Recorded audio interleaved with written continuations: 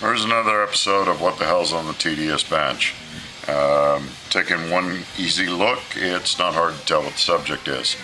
If you're anything like I am, or anything like any other shop, there's probably an overabundance of oils, lubes, greases, cleaners, CLPs, God knows what it's all called, sitting around everywhere. I have yet to see anybody that has just one type of oil. Okay, that's the subject for today. There are several really cool products out there, and as time goes on, I find myself migrating from one to the other. And right now, there's probably two products that TDS uses, and they're well proven. All right, for those of us that remember Mobile One, that's used this quite a bit, believe it or not. Mobile One works really well on machine guns. Has a super high flash point, doesn't run off, synthetic. Anyway, coming from Arizona, I was a big devotee of Brian Enos's Slide Glide. As you can tell, it's well used. The problem is when I moved to New Hampshire, I realized one thing very quickly: it gets cold. Here's a small tube of Slide Glide. Being that it's very cold, I'm standing on the range with a XD45 Tactical. When we finally did fire, I watched the slide move super slow. Even Slide Glide Light, it's a little thick for most uses. It works really well in the desert. It's where it came from. It came from Arizona. Those of you that love Slide Glide, I'm not knocking it. I love it. If I find myself in positions where I can use it, I will.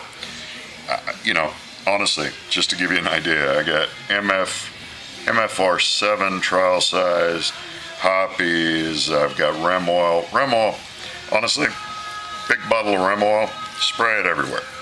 This keeps all the guns in the showroom from exhibiting any type of surface rust. It's good stuff. You won't find it on my website. You won't find hoppies on my website. This is all stuff you can get at Walmart. Okay? There's no sense in me carrying it. I've got a guy I shoot with that is hooked up with Arch Oil. They're coming out with nano hexagonal boron nitrite technology. This one is nano tungsten disulfide technology. Okay, I can laugh. I don't understand this. I've used it. Seems fine. It's very watery. What I want for the guns I work with, I want something that's going to stay. Once they get the formulation completely finished, I'm sure I'll give it a try. What we got? Break free. Everybody's got at least 5 bottles of this laying around somewhere. Okay. One of the better products that I find that is a cross between an oil and a grease that I've been using exclusively for quite some time is gun butter. Okay, I do sell this on the website. This isn't a sales pitch. It's just damn good stuff. All right. What I ran into a flyer for a product called Weapon Shield. All right, comes in various sizes. There's all the Weapon Shield goodies. They even have grease and a pen oiler, which is really cool. You can put this in your range bag and in between stages or whatever, run over, and you're good to go for the next set. I go on the website, I look around, I poke around, I do, the obligatory Google search because I have nothing better to do. And it immediately dawns on me that I've seen the video for this before. I've seen the demo before. They use a crank and it measures resistance and wear and the ohm meter goes back and forth, on and on. I'm going, I've seen this bullshit before. This is a ripoff of FP10. Well, I get on the phone and I call the company.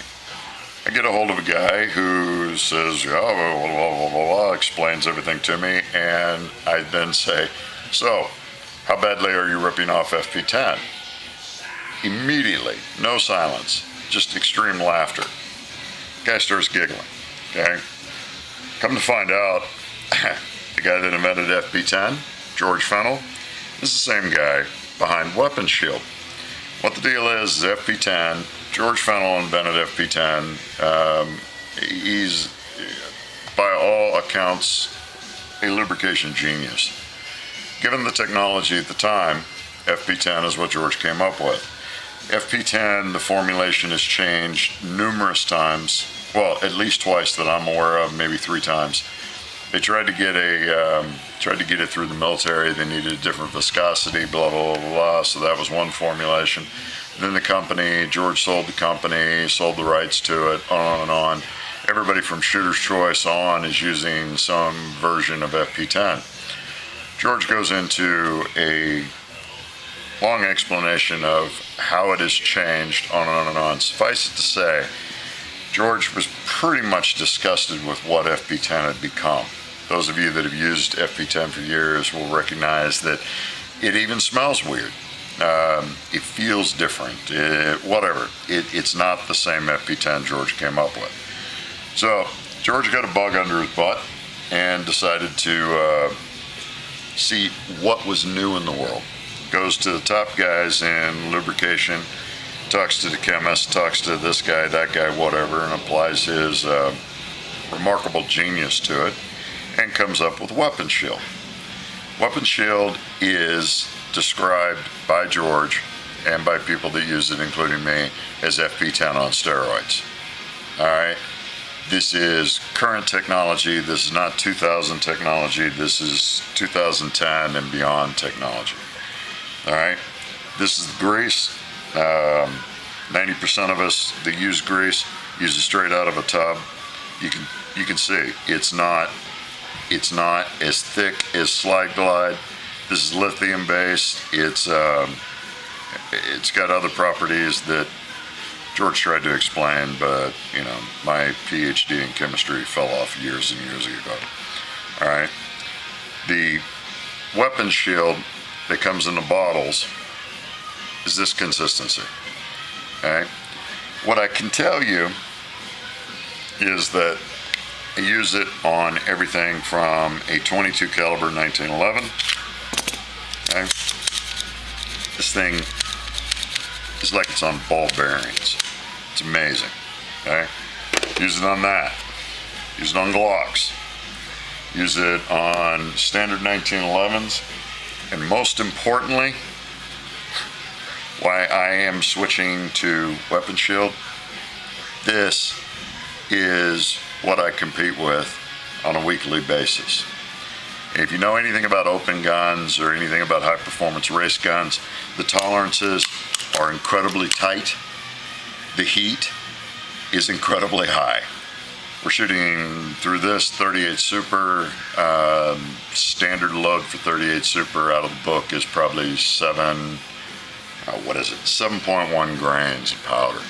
Okay, in this gun, the exact same powder, damn near 11 grains of powder. Okay? We have pop holes, on and on and on.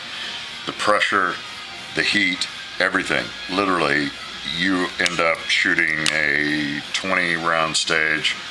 You shoot the next 30 round stage. You go to the safe table, you break it down, you clean it, you re-lube it, you re-oil it. With Weapon Shield, I haven't had that problem. The longest stage I've run this on is an 8-stage match. I haven't had to reload. It's quite amazing. One of the things I used to do all the time was up in the hood, especially on, this is the best, Glocks, okay? The 3-2-1 routine, 3 drops in the slide, 1 drop in on the barrel, or 2 drops on the barrel and 1 in the frame. You come in here with this, smear this right here in the hood. 3,000 rounds later, it's still there. 3,000 rounds. Okay? You come in, run the weapon shield. This is why the oiler really comes in handy. You can do it with the squeeze bottle, but you know, for a shop my size and the amount of oiling and greasing and lubing I do, I pick up the what is this? 16 ounce. Transfer it to this. Most people, this will last you a year. Okay? Most weekend shooters, recreational shooters, this will last you a long time. You can get the grease in the, 15 mil. You can get the grease in the 2 ounce tub. You can also get this one. This one will sit on your bench, probably last you 4 or 5 years. Okay? Once you've got this lubed up, it is literally quite amazing. It's difficult to explain the slickeriness of this entire setup. It's truly amazing. George has come up with something called ABF technology, which I wouldn't begin to understand. It's basically, it's FP10 on steroids. FP10, the technology coated the metal, it impregnated the metal, it reduced friction. This is beyond. The other thing that's really cool about this is it actually smells good. In other words, if you're cleaning your guns in the living room like I used to, nobody's going to ask you to leave. All right? So, weapon shield, available at the TDS site and various other places. After we went out and shot the suppressors, came back and on the Nielsen device, used the grease. It's amazing how little friction is in it. All right? So, there you go.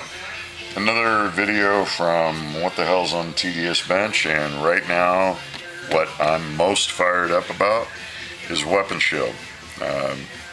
Second favorite, gun butter.